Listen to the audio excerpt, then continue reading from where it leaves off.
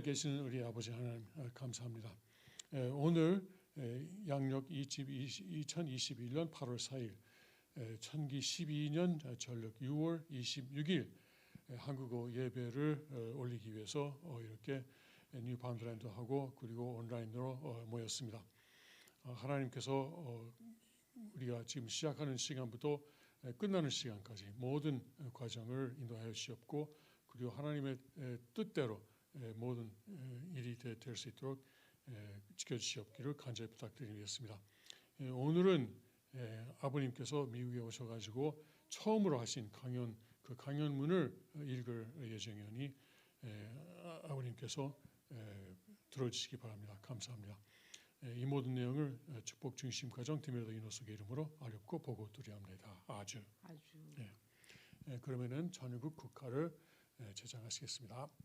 저 멀리 비춰주는 영광의 광채 힘차게 소생하라 자유의 생명 이 강산 저골까지 깨어 일어나 소생의 그 광채를 길이 빛내리 소생의 그 광채를 길이 빛내리 불러서 찾으려는 영광의 존재 위대한 그 모습은 천주를 품고 깨어난 그 생명이 어디 있는가 찾으시는 그 모습을 어이모시리 찾으시는 그 모습을 어이모시리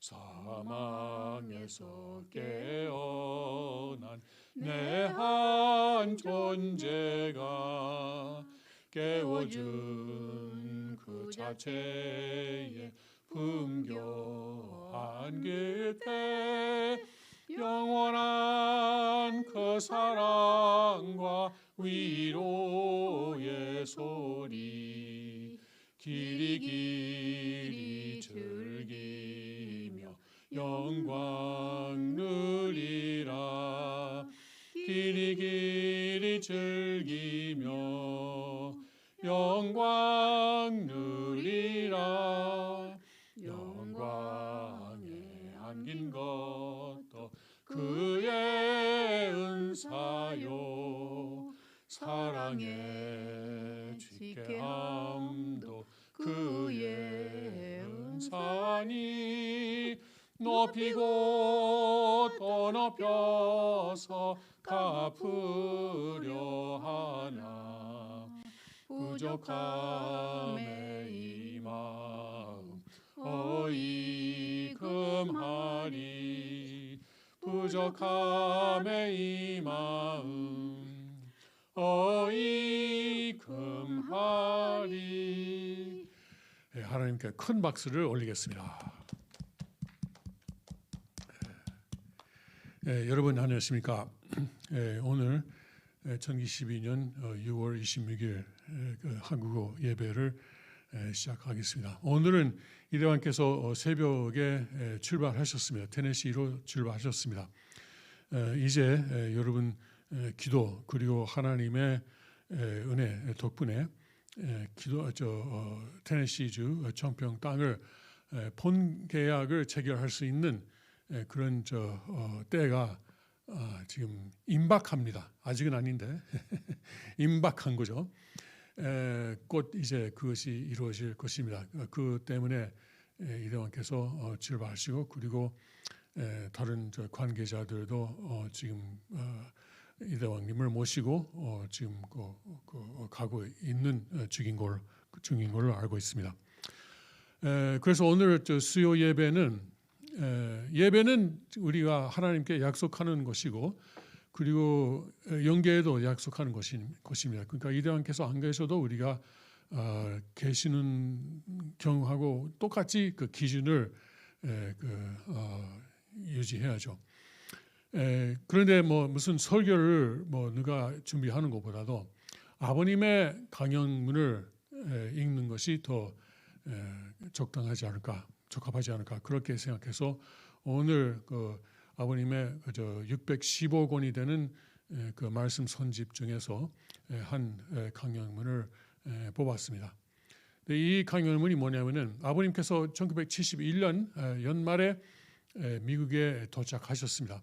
물론 60년대도 좀 방문하시긴 했는데 71년에 도착하신 것은 미국에서의 그 공적 노정을 밟기 위해서 오신 곳이었습니다. 그리고 다음 해 이제 그 양력 다음 해 72년 2월 초에 처음으로 일반 미국 국민들 앞에서 강연하셨습니다. 그 어디냐면은 뉴욕 시티의 맨해튼에 있는 링컨 센터에서 하셨습니다. 그때 아마 그때 앨리스 털리 홀이라고 링컨 센터는 좀 몇 개 건물이 있는데 그 중에 앨리스 털리 홀이라는 강당에서 아니 뉴욕이에요. 뉴욕에서 처음으로 말씀하셨습니다. 그래서 아버님께서 미국 사람들을 처음 보면서 물론 식구도 있지만은 식구 말고 일반 미국 사람들 처음 보시면서 어떤 말씀을 하셨을까? 이걸 그러니까 지금 특히 미국이 이런 위기에 있기 때문에 그때 하신 말씀을 다시 한번 우리가 확인하고 그리고 우리가 활동하는데 참고로 하는 것이 좋지 않을까 그렇게 생각해서 이 강연문을 선택했습니다. 아버님의 이날의 제목은 하나의 하나님과 하나의 세계 종교입니다. 우리 저하고 그리고 윤호수 권사하고 번갈아면서 읽겠습니다만 제가 먼저 읽고 그리고 좀 앉아 계세요. 괜찮아요. 내가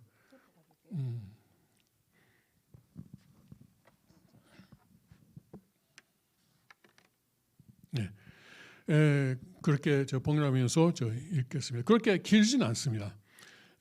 지금 이 책으로 볼 때 그저 11장이 되니까 11페이지가 되니까 11쪽이죠. 그렇게 길진 않습니다. 여러분 잘 들어주시기 바랍니다. 제가 한국말 발음이 좀 서툴었어도 양해해 주시기 바랍니다. 신사숙녀 여러분, 오늘 밤 이와 같이 날도 젖지 않은데도 불구하고 많이 모여주신 데 대해서 진심으로 감사를 드립니다. 방금 나와서 소개한 사람이 무슨 영계에 계시니 영적인 사실들을 많이 말했기 때문에 아주 이상하게 생각하는 사람들이 있을는지 모르겠어요.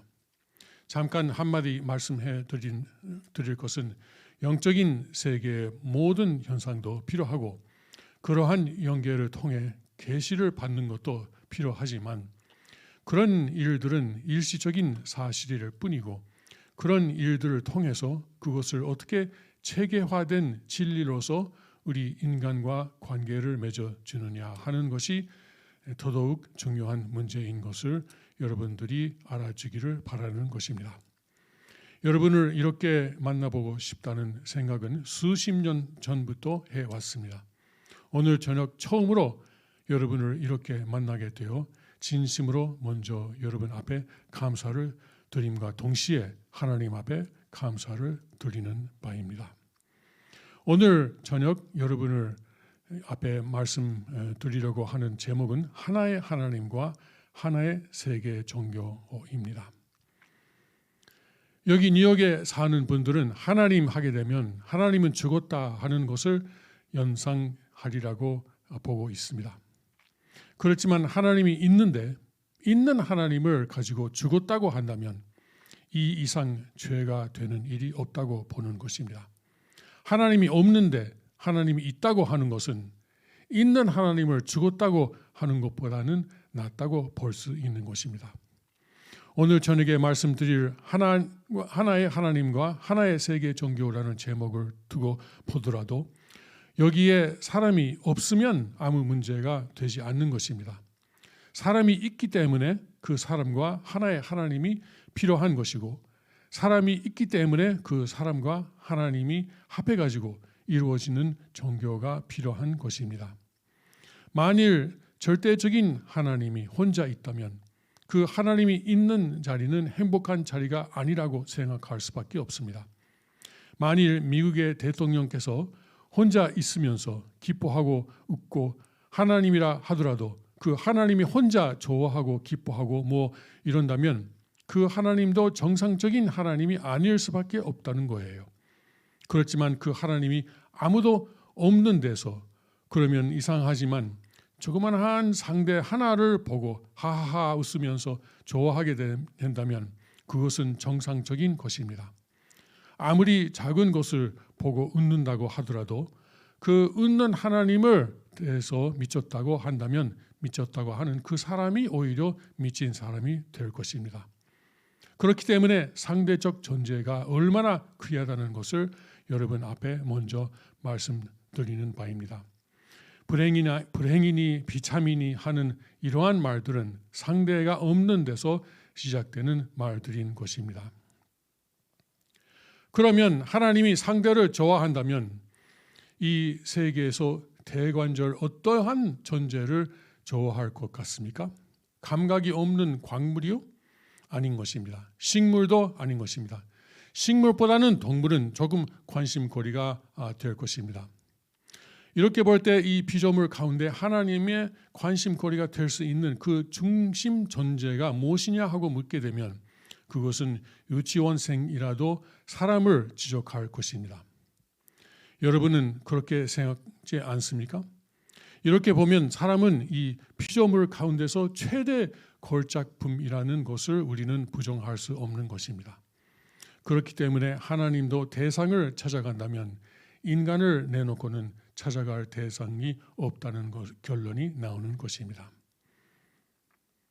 오늘날 이 복잡한 정세 속에서 금후의 미국의 운명이라든가 혹은 세계의 운명을 생각하게 될 때 하나님이 있으면 좋겠느냐 없으면 좋겠느냐 하는 문제는 심각하게 생각해 볼 문제가 아닐 수 없는 것입니다.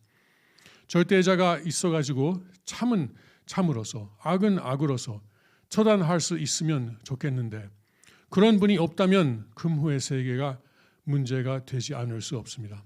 그렇기 때문에 하나님이 없는 것보다도 있으면 하는 것이 우리의 소원이 아닐 수 없는 것입니다. 그러면 그 하나님이 있느냐 없느냐 이것이 문제입니다. 이 우주는 존재 세계인 것을 우리는 알고 있습니다. 그것은 누구나 다 인정하고 있습니다. 존재하기 위해서는 힘이 있어야 한다는 것을 알고 있습니다. 그 힘이 있기 위해서는 힘이 먼저냐 존재가 먼저냐 하는 것이 문제인 것입니다. 힘이 없으면 존재도 없는 것입니다. 힘이라는 것은 작용을 하지 않고는 나타나지 않는 것입니다. 힘이 있기 전에 작용의 현상이 반드시 필요한 것입니다. 작용을 하려면 거기에는 힘이 있기 전에 선행의 조건으로 주체와 대상이 절대 필요하다는 것을 부정할 수 없습니다. 이 주체와 대상이 주고받는 데서 작용이 벌어지고 작용이 벌어짐으로 힘이 존속하는 것입니다.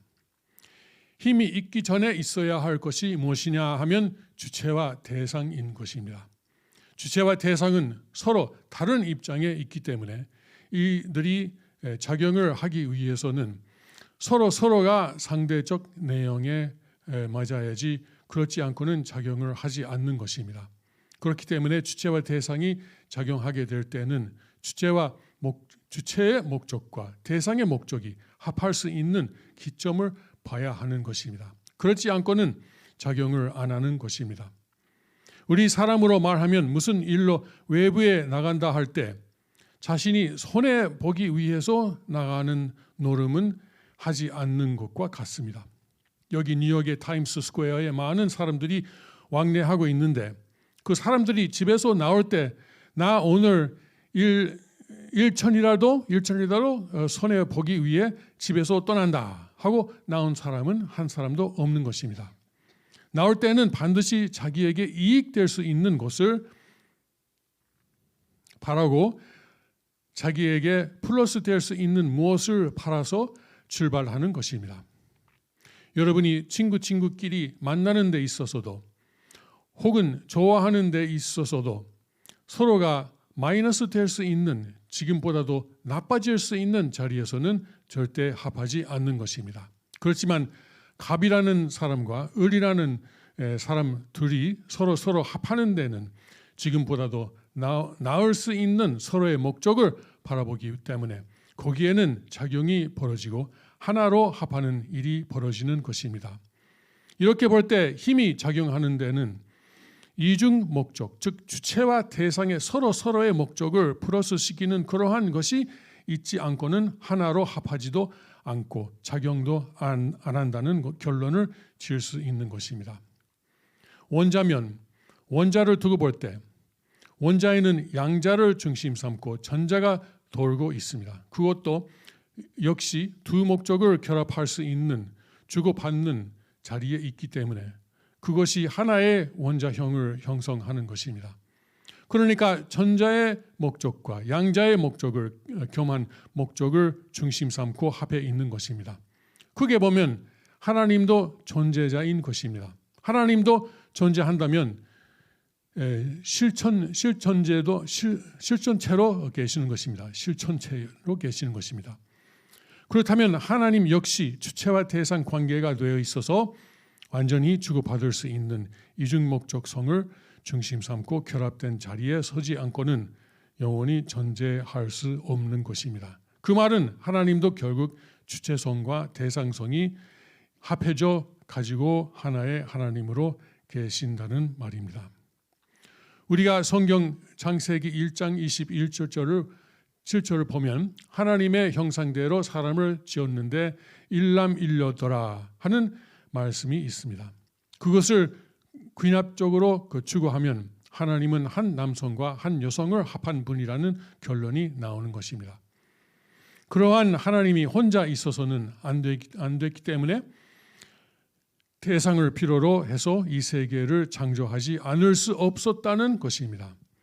그래서 지어진 것이 하나의 남자고 하나의 여자인 것입니다. 우리 사람을 두고 봐도 사람에게는 마음과 몸이 있습니다. 이 마음과 몸이 주고받는 것입니다. 이것이 만일 틀려지게 될 때는 고통을 느끼게 되는 것입니다. 어느 한쪽이 기울어진다는 거예요. 그렇지만 이것이 합해가지고 올라가게 되면 기뻐진다는 거예요. 이것이 완전히 하나 된 남자가 있다면 그는 완전한 남자일 것입니다. 만일에 절대자가 있다면 어떠한 남자를 요구할 것이냐? 그러한 남자를 요구할 것입니다. 여자도 마찬가지입니다. 마음과 몸이 완전히 하나 된 여자가 있다면 하나님은 그러한 여자를 만나려고 하지 않을 수 없는 것입니다. 절대자의 위신을 두고 보더라도 사람을 만나는 데는 최고의 남자, 최고의 여자를 만나지 않으면 안 되는 것입니다. 그렇게 하늘이 찾기를 바라고 하늘 앞에 당당히 나설 수 있는 사람을 하늘도 요구하는 것이요 우리도 요구하는 것입니다. 우리 인간을 보게 되면 아무래도 원인적인 존재가 아닌 것을 우리는 부정할 수 없습니다. 사람은 결과적인 존재인 것입니다. 여러분이 존재하고 안 하고는 자유로이 할 수 있습니까? 없습니다. 원인이 못되니 결과적인 입장이 있다는 것을 부정할 수 없습니다. 그 결과적인 존재도 원인이 절대적이면 절대적인 상대의 자리에 설 수 있는 것입니다. 여러분 쉽게 하나님이 있느냐 없느냐에 대해서 잠깐 말해 보자고요. 우리가 쭉 인류 시조를 찾아 올라가면 최초의 인류의 시조가 나올 것입니다. 그 인류 시조는 땅에 태어난 것입니다. 그 태어난 최초의 우리 인간이 땅에 태어나면서 태양이 있어서 눈으로 봐야 되는 것을 그 자체가 알아가지고 준비해 나왔겠느냐, 그렇지 않으면 그 자체가 모르고 나왔겠느냐 하는 것을 생각해 봅시다. 이 땅에 나와서 눈이 태양을 볼 수 있게 된 것은 그 태어난 자신은 몰랐다 하더라도 벌써 전체에 햇빛이 있어가지고 볼 수 있는 것을 알고 눈이 그렇게 생겨난 것입니다. 여러분의 눈을 볼 것 같으면 깜빡깜빡거리고 있습니다. 그것은 땅의 열을 받아가지고 눈의 수분이 증발함으로 말미암아 죽여야 할 것을 알기 때문에 깜빡거리는 것입니다. 또 눈썹은 먼저가 있으니 그 먼저를 눈썹은 글씨가 잘못됐네. 눈썹은 먼지가 있으니 그 먼지를 방지해야 할 것을 알고 이렇게 생각났습니까? 이것을 보면 인간은 박물학적, 천문학적 지식을 기반으로 해서 태어났다는 것입니다. 여러분 눈을 보더라도 눈을 보라고요. 눈은 벌써 땀을 흘릴 것을 알았다고요. 알고 이 규정한 데에 이물질이 들어가면 큰일 났기 때문에 방파제를 만들어 놓았다는 것입니다. 또 사람이 서서 다닐 것을 알았다는 거예요. 또 귀를 보라고요.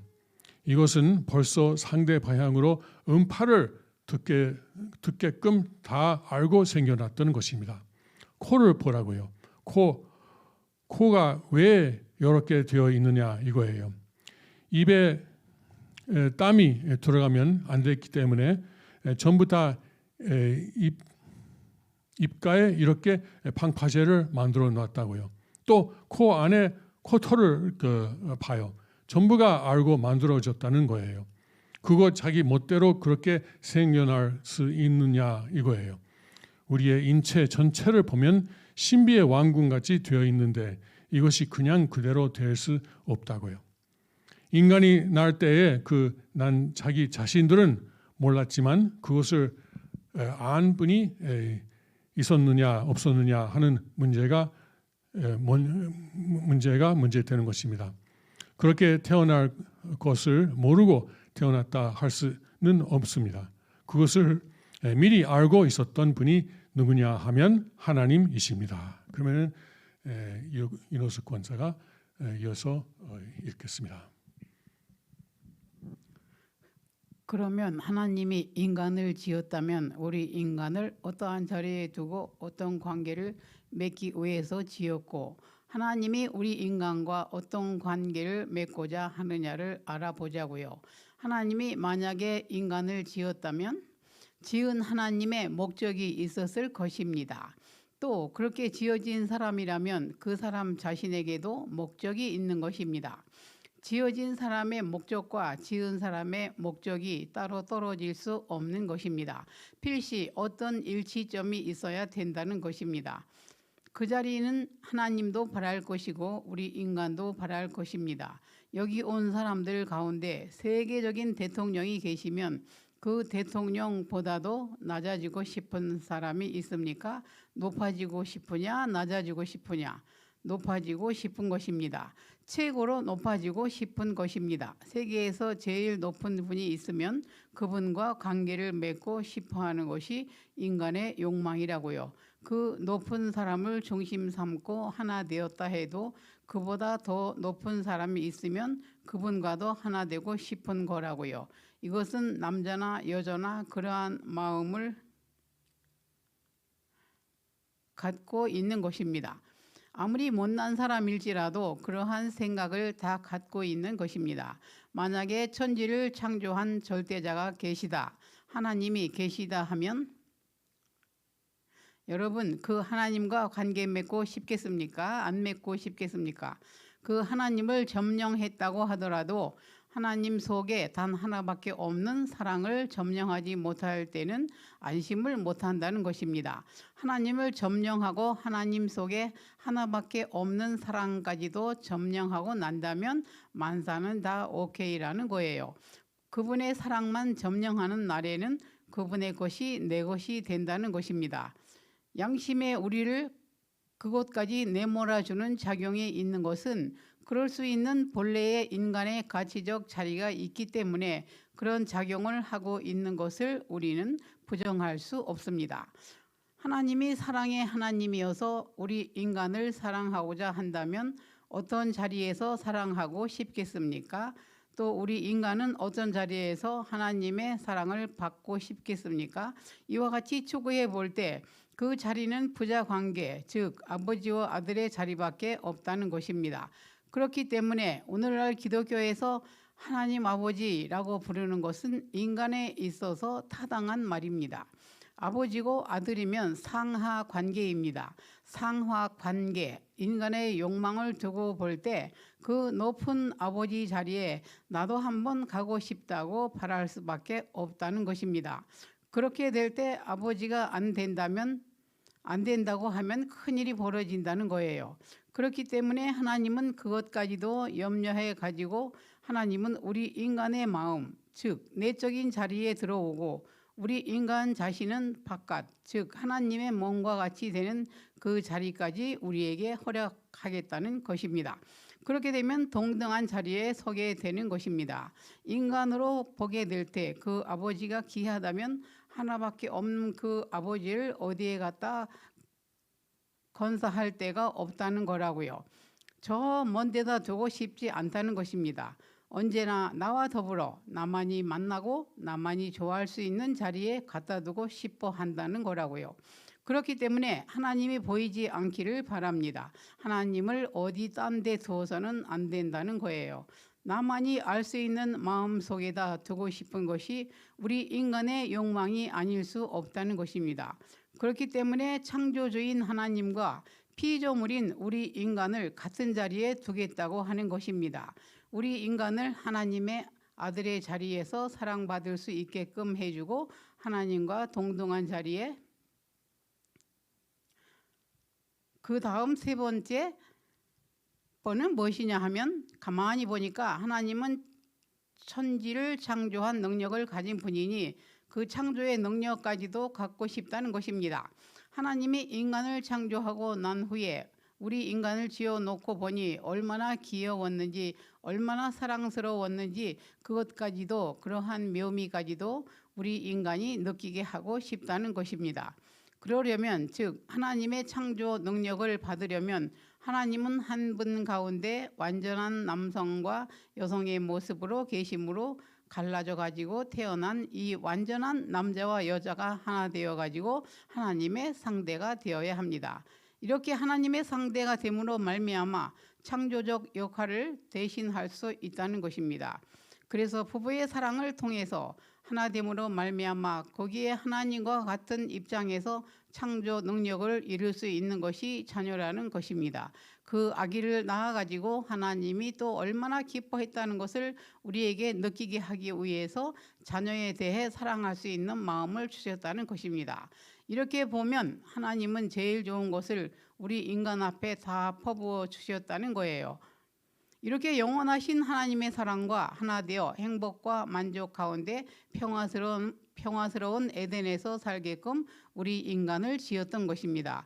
그렇게 됨으로 말미암아 절대적인 하나님 앞에 우리 인간은 하나님의 사랑을 중심 삼고 영원히 상대되는 입장에서 갈라질래야 갈라질 수 없는 행복한 사람으로서 살아야 할 것이 인간 본연의 모습이었다는 것을 우리는 알아야 되겠습니다. 이러한 절대적인 하나님이 지으신 존재물은 하나의 목적을 가져야 될 것이 틀림없는 것입니다. 그런데 아까 말한 하나님의 사랑을 중심 삼고 절대적인 상대 입장에 선 인간이 이 땅에 있다고 생각합니까? 없습니다. 절대적인 하나님이 지었으니 하나의 목적을 지향되는 인간이 되어야 할 텐데 우리를 보게 된다면 이율 배반된 반대적인 목적의 또 하나의 길에서 있는 것을 우리는 알고 있습니다. 어떤 사람은 이것을 사람에게 있어서 주체와 대상 관계로 보고 있지만 그것이 아닌 것입니다. 양심작용이 내적인 플러스라고 한다면 이것 사심은 또 다른 하나의 플러스인 것입니다. 그러니까 반발이 벌어지는 것입니다. 그런 입장에서 서 있는 것이 이 지상에 살고 있는 우리 인생인 것입니다. 아까 말한 하나님이 우리에게 고귀한 그 위협으로 주셨던 사랑의 이념, 절대적인 가치의 이념을 상실해 버리고 오늘날 우리 자체는 반대적인 두 현상 세계에서 신음하고 사는 비참한 인간이라는 것을 알아야 되겠습니다. 다시 말하면 고장난 사람들이 되어 있는 것입니다. 그런데 절대적인 하나님은 인간을 상대할 수밖에 없기 때문에 이 인간을 그냥 둘 수 없어서 역사 과정을 통하여 재생시키는 운동을 해야 된다는 것입니다. 즉 수리 공장을 만들어야 된다는 것입니다. 그것이 뭐냐 하면 종교라는 것입니다. 종교. 세계에는 수많은 종교가 있습니다. 그것은 문화가 다르고 혹은 민족 배경이 다른 기준에 따라서 수많은 종교를 세워가지고 규합해 나오는 것입니다. 종교가 바라는 목적은 세계를 구하는 것입니다. 하나님이 바라는 목적도 세계를 구하는 것입니다. 세계를 구하려는 종교가 아니고는 오래 남아지지 않는 것입니다.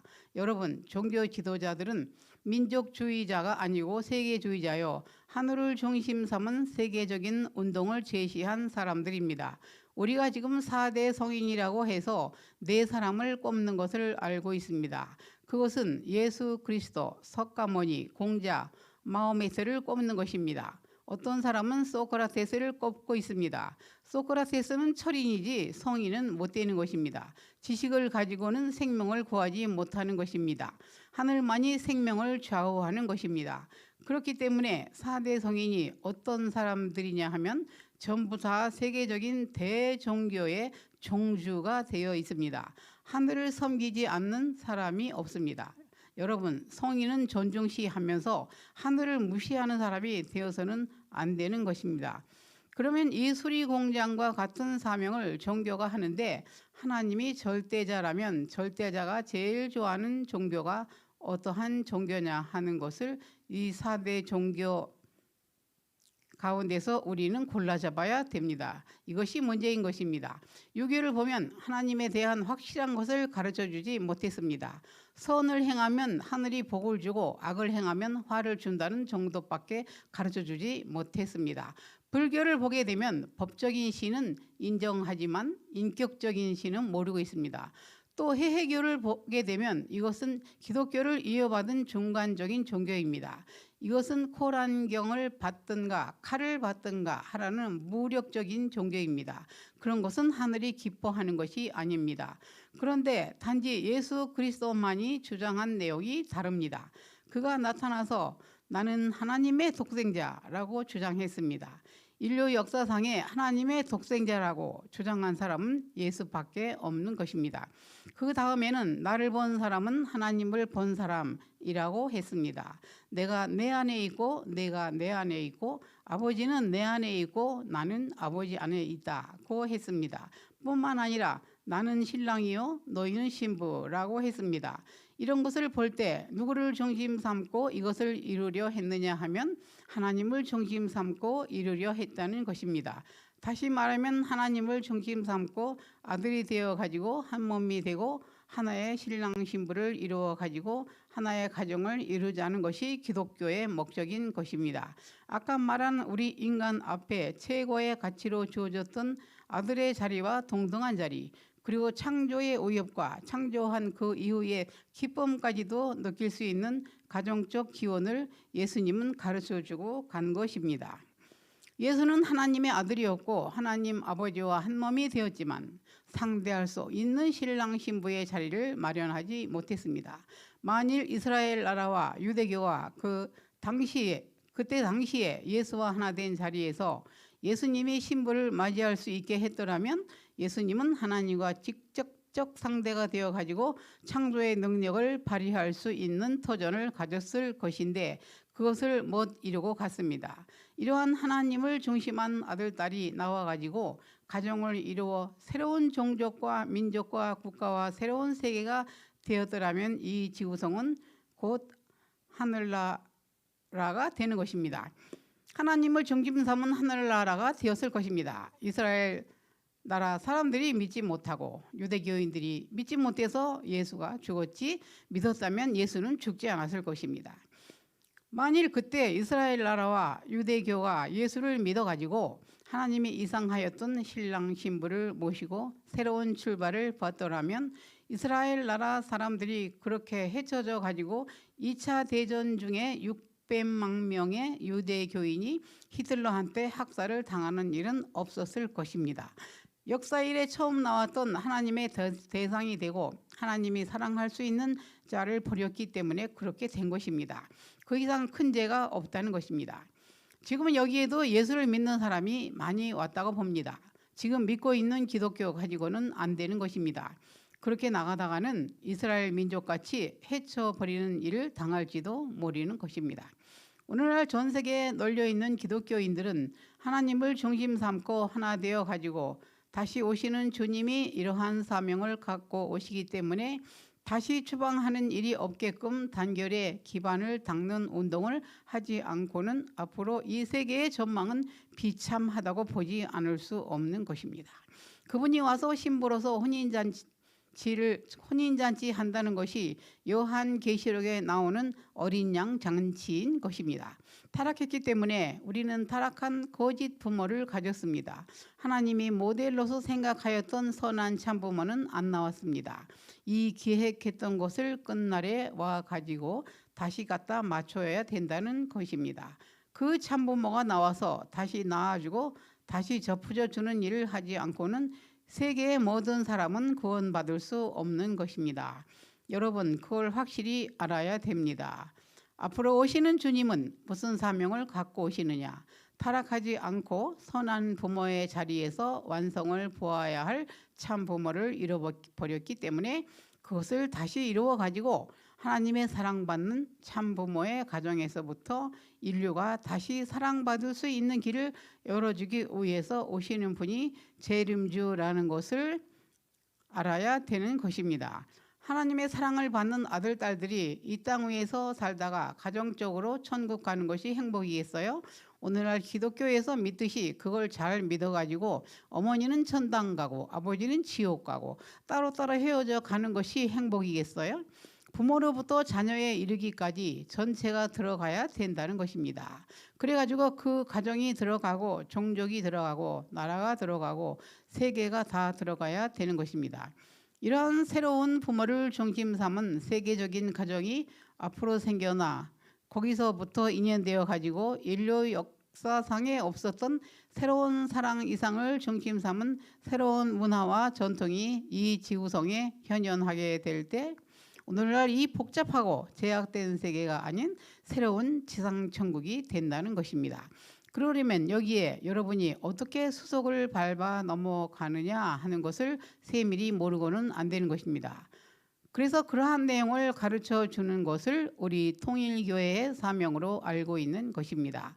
방대한 내용을 이렇게 추려가지고 짧은 시간 내에 이야기하려니 비약도 많았고 무리한 것도 많았지만 여러분들이 양해하시고 들어주신 데 대해서 진실로 감사를 드립니다.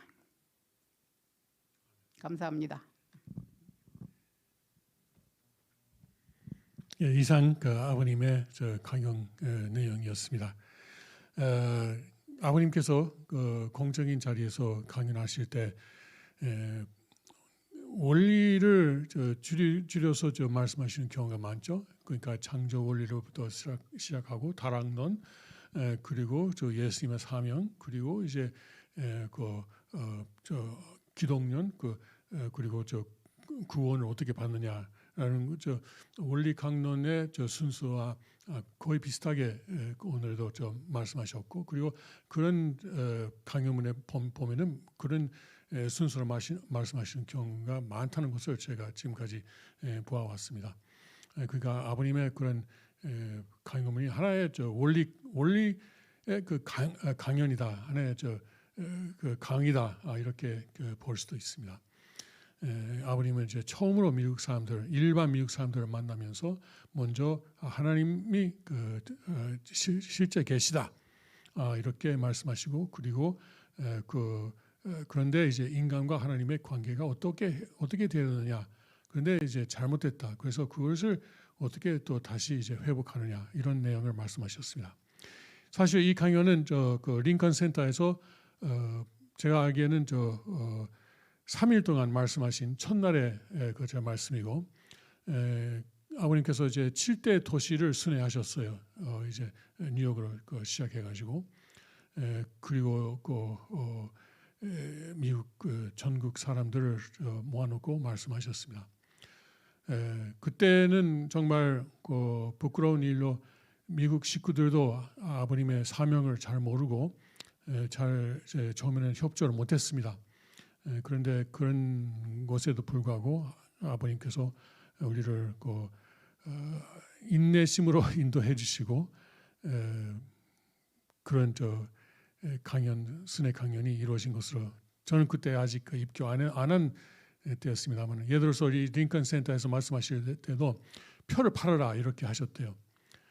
식구들은 뭐 표를 판다고요? 우리가 어떻게, 전혀 이제 아버님을 아는 사람이 없는데 어떻게 사람들이 돈을 내고 오겠습니까? 라고 반대를 했답니다. 그래도 아버님은 꼭 하라고 하셨고, 그리고 이제 이 링컨 센터에 자리를 예약하는 것도 처음에는 미국 교회 지도자들이 안 하려고 했어요. 반대하다가 결국은 아버님께서 직접 링컨 센터 사무소에 가가지고 직접 자리를 예약하셨대요. 그 정도로 우리가 정말 무지였습니다. 그러니까 이 강연문을 볼 때마다 제가 그런 것을 생각하고 다시 한번, 그때는 제가 없었습니다만 그래도 그때 있는 사람들을 대신해서 회개하고 싶은 마음이 있습니다. 사실 제가 그때 뉴욕에 있었어요. 그런데 메시아가 이렇게 강연하는 것도 모르고 그냥 제 멋대로 살고 있었습니다. 그것도 회개를 합니다. 아버님께서 이렇게 72년부터 시작하고 뭐 수십 년 동안 미국에 그 사랑을 투입하셨습니다. 그리고 현재도 이대왕님을 통해서 또 미국을 살리려고 사랑을 투입하시고 그리고 우리를 인도하여 계시는 것을 생각할 때 진심으로 감사드립니다. 마지막으로 다시 기도로 하고 마치겠습니다. 아버지 하나님 감사합니다. 오늘은 아버님께서 1972년 2월 링컨 센터 앨리스 털리 홀에서 3일 동안 하신 말씀 중에서 첫날 말씀을 봉독하였습니다. 아버님께서 이제 미국 사람들에게 호소하신 내용, 하나님 확실히 계시고 그리고 우리를 다시 구원하고 싶으신 그런 하나님이시라는 것을 알려주셨습니다.